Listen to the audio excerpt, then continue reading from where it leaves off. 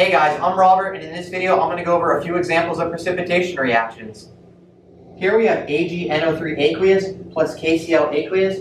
If you guys remember, ionic compounds, they're made up of ions with both positive and negative charges, and by tradition, the positive charge is written first, followed by the negative charge. So that means this Ag carries a positive charge, and this NO3 carries a negative charge. Same for KCl. This K carries a positive charge, and this Cl carries a negative charge. Here you have AQ. AQ stands for aqueous, and it's very common to see the aqueous in chemical equations. And aqueous solutions are referring to compounds that have been dissolved into water into their ions. So for example, if you were to place AgNO3 into water, it would dissolve into silver cations and nitrate anions. And what happens during a precipitation reaction is when you mix these solutions together, their ions are going to change patterns with one another. So this positive is going to go with this negative, and this positive over here is going to go with this negative. So if we know that, this Ag, which is positive, is going to go with this Cl negative, and this K, which is positive over here, is going to go with this NO3, which is negative. And now that we know which ones go with which, we can write down the products. But first I'm going to identify their charges. So here we have AgNO3. Ag is a transition metal, so we need to work backwards to find out its charge. We have NO3, and that carries a -1 charge. So NO3 has a -1 charge. We only have one silver, so that would make this silver 1. And here we have KCl.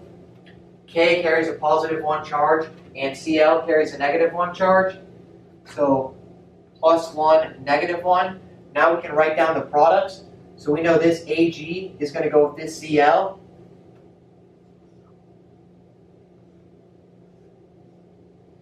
And this K is going to go with this NO3.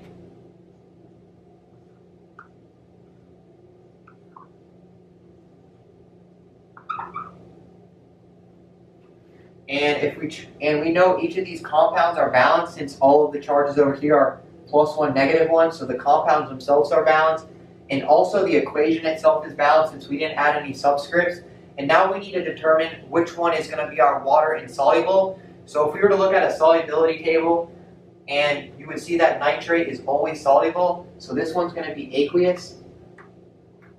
And then this AgCl is going to be our solid, and it's also known as the precipitate.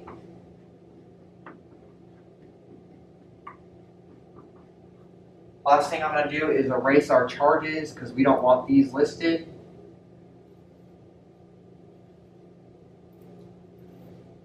And this equation is good to go. Here we have PbNO3 aqueous plus K2CrO4 aqueous. As we know, ionic compounds, they're made up of ions with both positive and negative charges. So we know this Pb carries a positive charge, the NO3 carries a negative charge, this K carries a positive charge, and the CrO4 carries a negative charge. And in precipitation reactions, these ions, these positive and negative charges, are going to change patterns. So this Pb, which is positive, is going to go with this CrO4, which is negative, and this K, which is positive, is going to go with this NO3, which is negative. And before I write down the products, I'm going to identify their charges. So here we have PbNO3. Pb carries multiple ions, so we need to work backwards to find its charge. We have nitrate, which is NO3, and it carries a -1 charge. And we have two nitrates giving a -2 charge, so this Pb carries a +2 charge. Here we have K2CrO4. This K, it carries a +1 charge. And we have CrO4, which carries a -2 charge. Now I'm going to write down the products. So this Pb, which is positive, is going to go with this CrO4, which is negative. So we have Pb, CrO4, and then this K, which is positive, is going to go with this NO3, which is negative, plus K, NO3. And both of these compounds are balanced themselves because the Pb carries a +2 and the CrO4 carries a -2, that's balanced. And this K carries a +1 and this NO3 carries a -1. But if we check, the equation itself is not balanced. Over here we have 2 potassiums and we only have 1 here. So I need to put the coefficient 2 here. And that gives us our 2 potassiums, but also gives us 2 nitrates.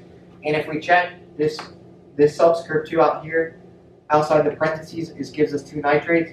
So now the equation itself is balanced.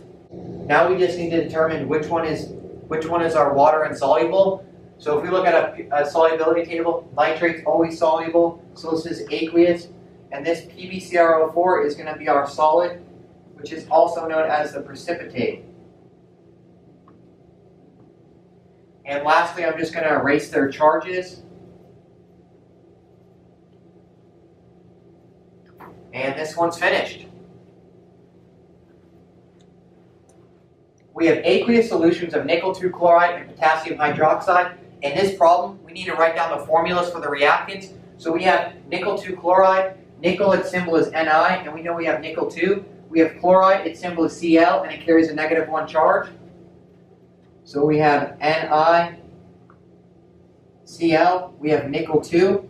Chloride carries a -1 charge. +2, -1 does not balance each other out. So we need to add the subscript 2 here. And we know this is aqueous. Then we also have potassium hydroxide. Potassium, its symbol is the letter K. It carries a +1 charge. Hydroxide, its symbol is OH, and it carries a -1 charge. So we have KOH. And they have +1 and -1 charges. They balance each other out. And this is aqueous.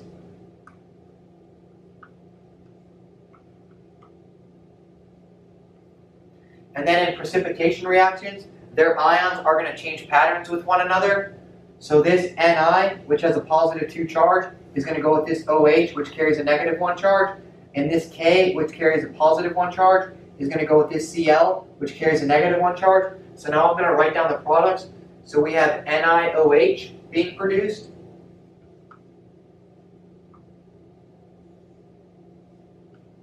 The Ni carries a +2 charge. OH carries a -1 charge. +2 and -1 does not balance each other out. So we need 2 hydroxides. So I'm going to put it in parentheses and add the subscript 2. And then we also have KCl being produced. The K carries a +1 charge. The Cl carries a -1 charge. This compound is balanced out. And now I'm just going to make sure that the chemical equation is balanced itself. Over here we have 2 chlorines. We only have 1 over here. So I'm going to add the coefficient 2 here. I'm going to make some space. Alright, so that gives us our 2 chlorines, but it also gives us 2 potassiums. Over here we only have 1 potassium, so I'm going to add the 2 here. Now that gave us 2 potassiums, but it also gave us 2 hydroxides, and we already have 2 hydroxides over here, and we have 1 nickel for each side. Now I'm going to erase the charges because we don't want those listed down.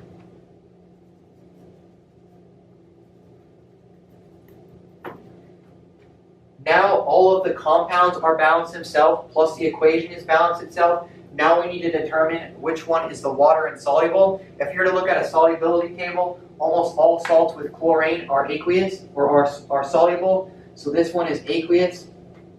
And then this NiOH is going to be our solid.